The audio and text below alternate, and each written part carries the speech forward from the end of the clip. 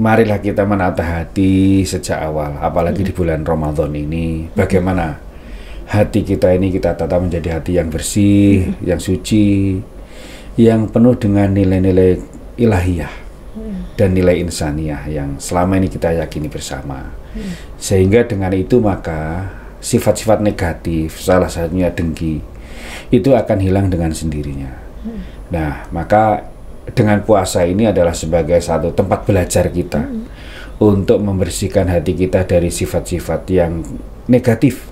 Salah satunya adalah dengki.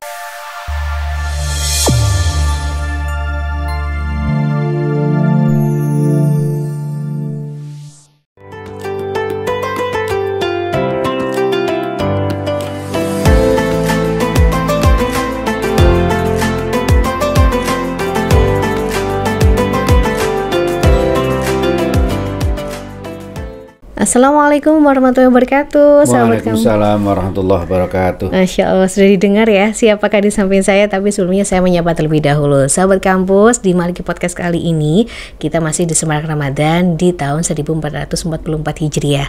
Nah, kali ini saya kedatangan narasumber yang sangat luar biasa. Beliau adalah Profesor Dr. Haji Agus Maimun MPD, dan beliau adalah Ketua Lembaga Penelitian dan Pengabdian kepada Masyarakat UIN Maulana Malik Ibrahim Malang. Kita sapa terlebih dahulu. Assalamualaikum warahmatullahi wabarakatuh. Waalaikumsalam warahmatullahi wabarakatuh. Terima kasih Mbak Emma bisa bergabung di tempat ini. Alhamdulillah. Bagaimana kabar hari ini, Prof? Alhamdulillah sehat semua. Ini pagi menjelang siang. Ya, betul. Masih tetap bersemangat nih, Prof ya? Alhamdulillah semangat. Iya, di detik-detik terakhir di bulan Ramadan tahun ini.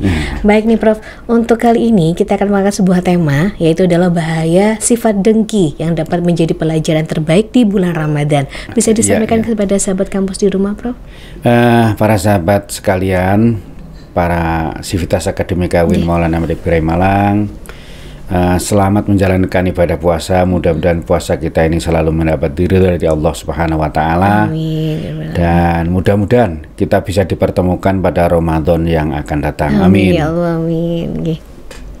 Nah, dari tema yang kita angkat kali ini, bisa disampaikan bagaimana sebenarnya sifat dengki yang harus dipelajari ini, Prof? Ya, terima kasih bahwa tema kita ini adalah dengki. Dengki ini sebenarnya adalah penyakit hati yang ada pada diri seseorang. Ya. Memang tidak bisa terdeteksi secara jelas karena ini persoalan hati. Yang tahu ada Allah dan manusia itu sendiri. Gitu ya. Hanya mungkin yang bisa terdeteksi adalah perilaku lahirnya manusia itu. Dengki itu sebenarnya ada kan perasaan apa ya? Ya dengki, perasaan tidak enak kepada orang yang mendapatkan satu kebahagiaan tertentu. Ingin agar kebahagiaannya itu hilang. Bahkan kalau perlu kebahagiaan itu datang kepada dirinya. Misalnya kebahagiaan rezeki ya. Kita tidak ingin, atau orang itu tidak ingin bahwa orang lain mendapat rezeki yang banyak. Kalau perlu rezeki itu datang kepada dirinya gitu. Sehingga dengan sifat dengki itu dia ingin melakukan sesuatu yang menjadikan orang itu tidak bangga dengan pencapaiannya gitu. Tidak bangga dengan pencapaiannya, sehingga orang itu merasa bahwa kalau dia merasa dengki pada orang, bahwa sebenarnya yang berhasil itu adalah saya, bukan mereka, kan itu kan. Nah, sehingga bagaimana sifat dengki itu harus kita kikis dalam hati kita agar kita mendapatkan fadilah di dalam melaksanakan puasa Ramadan ini. Betul. Sifat dengki itu kalau kita tumbuhkan mungkin akan mendapatkan sesuatu yang buruk di lingkungan sekitar juga, Prof ya. Betul. Hubungannya dengki sama iri itu sama nggak sih, Prof, sebenarnya? Hampir sama saya kira. Dengki dan iri itu kan kata kunci kan hasud ya, atau hasad ya. Hasad, perasaan tidak nyaman kepada orang lain yang mendapatkan kebahagiaan. Sama saya kira itu ya. Iri dan dengki itu serai, dengki, iri, serai itu kan dalam terminologi Jawa itu kan atau dalam terminologi masyarakat Indonesia itu kan satu yang dekat ya, sehingga tidak bisa dipitahkan secara jelas. Tetapi wujudnya adalah orang itu tidak merasa senang kalau orang lain mendapatkan kebahagiaan. Kebahagiaan itu kan banyak. Yang paling menonjol jelas tadi saya sebut misalnya kebahagiaan materi atau kebahagiaan harta. Bisa juga kebahagiaan dari segi pangkat, jabatan, atau mungkin kebahagiaan dari segi keluarga. Sakinah mawaddah warahmah, anak yang soleh solihah gitu kan, anaknya baik, pinter, sukses dalam belajar, sukses dalam bekerja, itu juga satu kebahagiaan yang luar biasa. Termasuk misalnya ketika kita punya anak dan bisa sekolah sesuai dengan apa yang kita inginkan, itu kan kebahagiaan. Tidak mustahil kebahagiaan ini juga diiri oleh orang lain. Orang lain ingin itu. Sehingga mungkin dengan kebahagiaan yang kita peroleh, ada orang yang dengki ya mengatakan bahwa itu kebahagiaan semu macam-macam lah. Kata-kata yang negatif yang saya kira itu bisa mendemotivasi terhadap kebahagiaan dari orang lain yang memperoleh kesuksesan itu. Iya, ada salah satu kutipan ini Prof ya dari riwayat At-Tirmidzi. Sesungguhnya dengki itu memakan kebaikan seperti api melalap habis kayu. Mungkin bisa diartikan tuh Prof. Oh ya, jadi sebenarnya kan dengki itu kan salah satu penyakit hati ya. Kalau penyakit hati kita kepupuk terus, tidak segera kita selesaikan, itu akan bisa mengikis kebaikan kita. Kebaikan yang kita lakukan selama ini itu akan terkikis oleh penyakit-penyakit hati, salah satunya dengki tadi. Maka bagaimana hati kita ini harus kita sepikan dari sifat dengki. Udahlah, kalau toh memang ada orang berhasil, justru sebenarnya kita juga merasa syukur, alhamdulillah. Ada teman kita yang berhasil, ada orang yang berhasil, mudah-mudahan kan gitu kan. Keberhasilan itu datang kepada kita, bukan mudah-mudahan hilang kebahagiaan itu datang kepada kita. Doa kita yang begitu, bareng-bareng kita mengucapkan syukur kalau ada orang berhasil, sekaligus kita juga memohon barangkali kebahagiaan juga datang kepada kita, kepada Allah, mudah-mudahan Allah memberikan kebahagiaan kepada kita, gitu kan. Yang benar kan begitu, sehingga kita ini hidup tenang gitu kan. Hidup tenang. Salah satu ketenangan itu kalau hati kita itu tidak ada perasaan-perasaan yang jelek pada orang lain kan itu. Sudahlah. Kita anggap bahwa hidup ini bagian dari proses ya. Dari proses. Ya apapun yang kita lakukan itu ya kita terima dengan apa adanya. Kita terima adanya. Misalnya kalau memang sesuatu itu bukan menjadi milik kita, ya kita terimalah. Memang itu bukan waktunya, bukan amanah yang diberikan kepada kita, bukan kenikmatan yang diberikan kepada kita. Sehingga kita itu enak hidup itu kalau pikiran-pikiran kita ini lapang, hati kita terbuka menerima perbedaan, menerima keberhasilan orang lain. Insya Allah hidup ini akan menjadi tenang, bahagia gitu ya. Nah, salah satu indikator bahagia itu kan ya kita ini sehat, selalu senyum pada orang, menyapa, bahkan mengapresiasi kepada orang yang memperoleh kebahagiaan. Harusnya seperti itu. Harusnya begitu ya. Kita berusaha lah ya. Misalnya saya sendiri pribadi mungkin sebagai manusia ya, sifat hasad itu mungkin juga ada, tapi bagaimana kita berusaha agar hasad itu hilang dalam diri kita ya. Ya kalau memang orang lain, ya memang itulah sebagai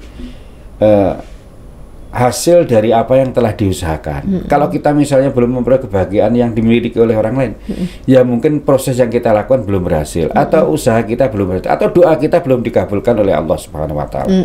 Tapi tetap kita harus berusaha. Bahkan ikhtiar harus disertai dengan doa. Insya Allah lah, doa yang kita panjatkan itu akan dikabulkan oleh Allah sebagaimana janji Allah, ud'uni astajib lakum. Berdoalah kamu semua kepadaku Allah, aku akan mengabulkan doa-doamu itu. Maka kalau kita melihat orang yang berhasil, ya kita berdoa mudah-mudahan keberhasilan kepada kita. Insya Allah Allah akan mengabulkan doa kita ini.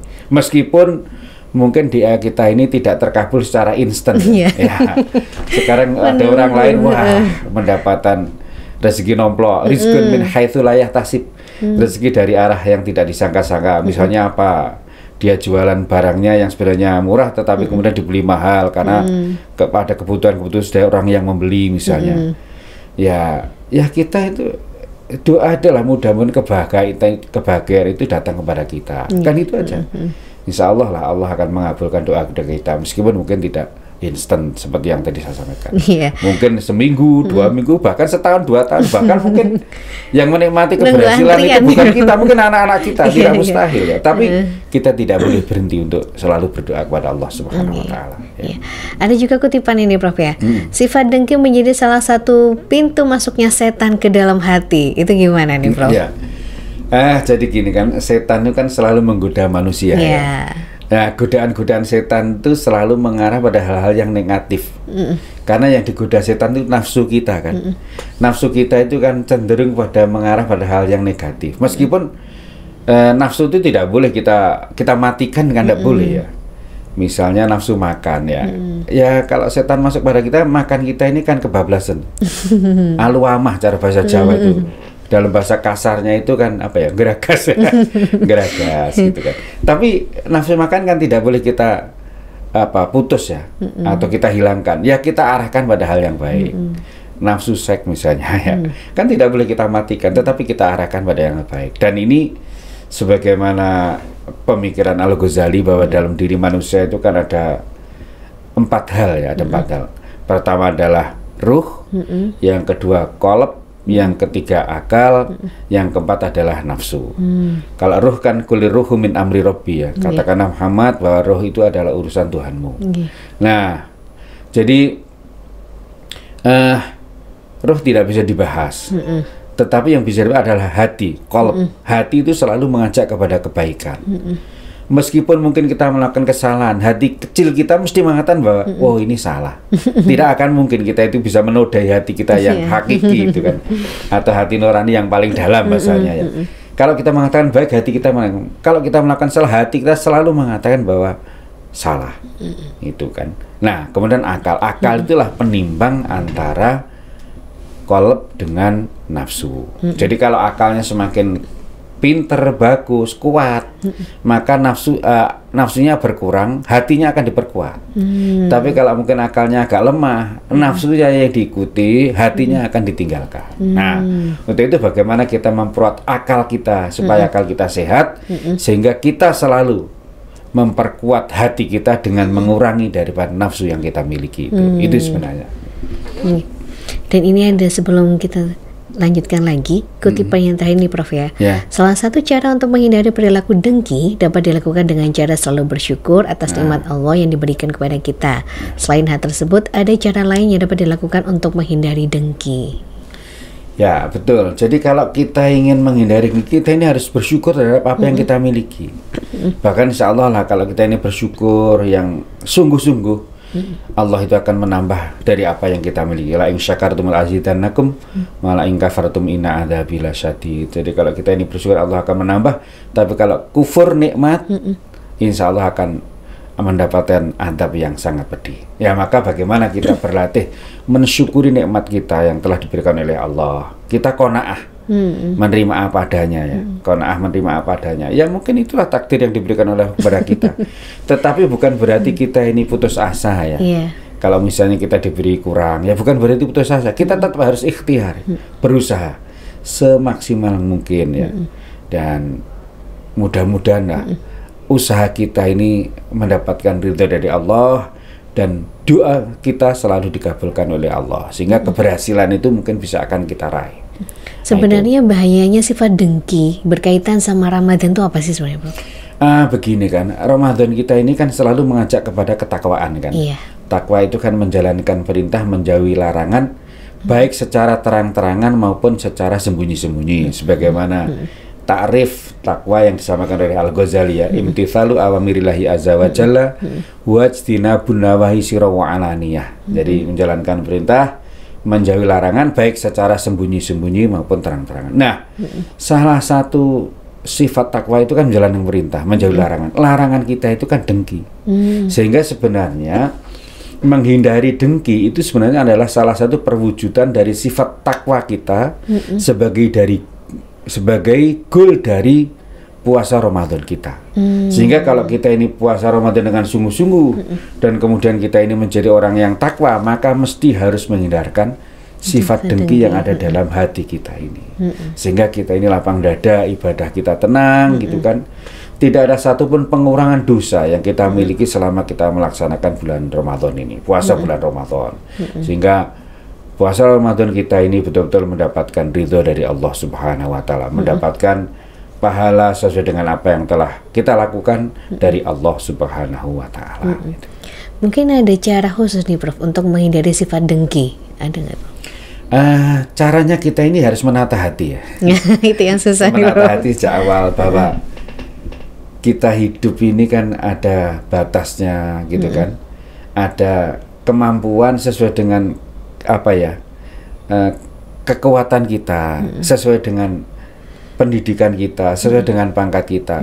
Kalau kita mengajari bahwa apa yang kita miliki itu sesuatu yang memang sudah menjadi takdir Allah Subhanahu wa Ta'ala, kita tidak akan melakukan dengki apapun juga pada orang lain. Jadi menata hati, bagaimana hati kita itu ikhlas menerima apa yang kita miliki ini. Demikian juga harus belajar. Tidak mungkin ya dengki itu ada orang berhasil kemudian kita tidak dengki, itu ya tidak mungkin. Artinya perlu belajar ya, dari tahap ke tahap lah, belajar ikhlas, belajar qanaah, belajar zuhud, belajar menerima amanah, bahwa amanah yang kita emban, jabatan, pangkat, rezeki itu sebagai titipan Allah gitu kan. Maka dengan itu nanti sifat dengki itu akan hilang dengan sendirinya. Sifat dengki itu akan hilang dengan sendirinya. Maka bagaimana kita ini belajar menata hati kita ini bersih gitu ya, terhindar dari sifat dengki, serai gitu kan. Nah, insya Allah lah, kalau kita mulai belajar dari tahap ke tahap itu, betul-betul hati kita ini akan bersih, tidak akan terbawa pada hal-hal yang menjumus kita pada perbuatan-perbuatan negatif. Salah satunya adalah dengki tadi. Gitu. Baik, ini Prof, ini sangat berfaedah sekali saat kita kaji kali ini. Untuk sahabat kampus di rumah, mungkin bisa disampaikan nih quotes atau mungkin motivasi bagi mereka. Terima kasih para sahabat-sahabat pemirsa podcast Win Maulana Wadid Malang, khususnya para Sivitas Akademika. Marilah kita menata hati sejak awal, apalagi di bulan Ramadan ini. Bagaimana hati kita ini kita tata menjadi hati yang bersih, yang suci, yang penuh dengan nilai-nilai ilahiyah dan nilai insaniyah yang selama ini kita yakini bersama. Sehingga dengan itu maka sifat-sifat negatif, salah satunya dengki, itu akan hilang dengan sendirinya. Nah, maka dengan puasa ini adalah sebagai satu tempat belajar kita untuk membersihkan hati kita dari sifat-sifat yang negatif.